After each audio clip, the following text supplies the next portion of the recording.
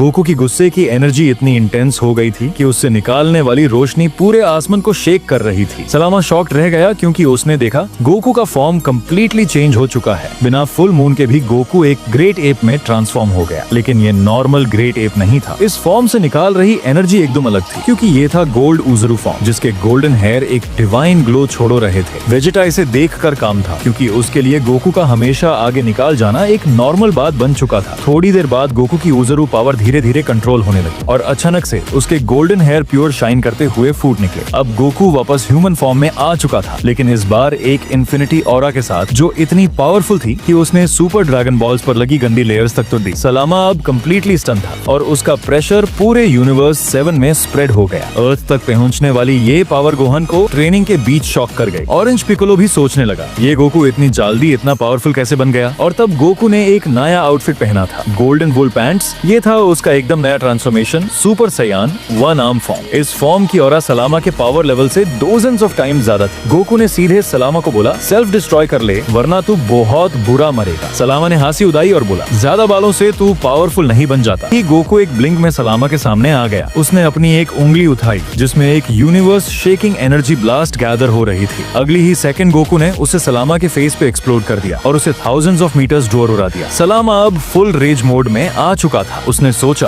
अब गोकू को under estimate नहीं करना। उसने अपनी फुल पावर अनलीश कर दी, लेकिन गोकू के लिए ये सब सिर्फ एक फायरफ्लाई की रोशनी जैसा था। सलामा ने अपने सारे पंचेस मैक्सिमम फोर्स के साथ मारे और गोकू ने उन्हें सिर्फ एक उंगली से ब्लॉक कर दिया। ये सब देख सलामा के होश उड़ गए। अब दोनों एक ही डिमेंशन के फाइटर नहीं थे। गोकू ने काल्मली उसे फिर बोला, अगर अभी सेल्फ डिस्ट्रॉय कर लेगा तो पिताई से बच जाएगा, लेकिन सलामा ने मानना रिफ्यूज कर दिया और उसी मोमेंट गोकू का पंच उसके फेस पे डायरेक्टली क्रैश हुआ। स्पीड इतनी इंसेन थी कि सलामा रिएक्शन भी नहीं कर पाया। अगले ही पल गोकू ने अपने लाइटनिंग फास्ट पंचेस से सलामा को एकदम टॉक्सिक बीट डाउन दे दिया। हंड्रेड्स ऑफ पंचेस सलामा के ऊपर गिर गए।